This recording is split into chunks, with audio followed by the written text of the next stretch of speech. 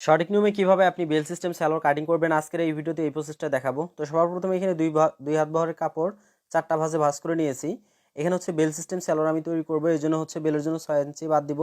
এখানে হচ্ছে আমি হাইটা বের করে নেব, এখানে টোটালে 15 ইঞ্চি। এখানে হচ্ছে আমি লম্বাটা আমার মেজারমেন্ট মতো নিয়ে নিব, 37, 38, 40 যার যেমনটা লাগে সেই মাপটা এখানে নিয়ে এই 3টা মাপ হচ্ছে আপনাদের নেওয়ার পর সুন্দরভাবে হচ্ছে মার্ক করে নিতে হবে।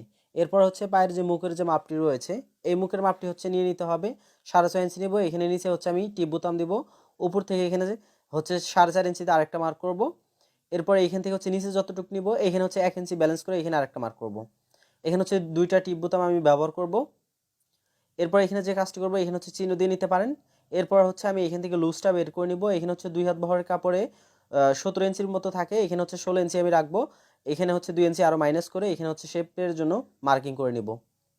যারা পেজে এখনও নতুন রয়েছেন এই ধরনের ভিডিও পেতে অবশ্যই পেজটি ফলো করে রাখবেন। আর যারা অলরেডি ভিডিওটি সম্পূর্ণ দেখেছেন বা দেখতেছেন অবশ্যই লাইক করে দিবেন ভিডিওটি। তো এখানে হচ্ছে আমি মার্কিংটা করে নিলাম, এখানে হাই শেপটা দিয়ে নিলাম। এরপর এই পার্টটা হচ্ছে মাপ অনুযায়ী কাটিং করে নিব। তো সুন্দরভাবে এই কাটিংটা হচ্ছে করে নিতে হবে।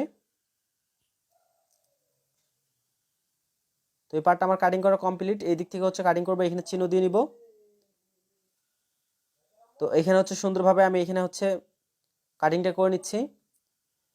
তো এখানে কিন্তু আমার এই পার্টটি কাটিং করা কমপ্লিট হয়ে গেছে। এরপর যে কাজটি করতে হবে এখানে হচ্ছে আমার বেলটা বের করে নিতে হবে। তো এখানে ইলাস্টিকের জন্য আমি এখানে 1 ইঞ্চি পরিমাণ কাপড় নিয়ে নিব। নেওয়ার পর এখানে সুন্দরভাবে এটা মার্ক করে নিব। এরপর হচ্ছে আমি এখানে 6 ইঞ্চি যেটা বাদ দিয়েছিলাম 6 ইঞ্চির একটু বেশি করে নিয়ে নিব।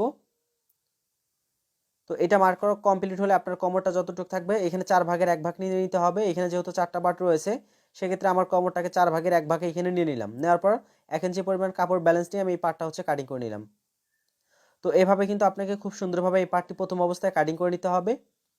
তো আমার কিন্তু ইতিমধ্যে দেখুন এখানে হচ্ছে পায়জামাটি কাটিং করা কমপ্লিট হয়ে গেছে। এখানে হচ্ছে বাকিটা হচ্ছে আমার কুচি দিতে হবে, কুচি দিয়ে বেলের সাথে অ্যাটাচ করে নিতে হবে।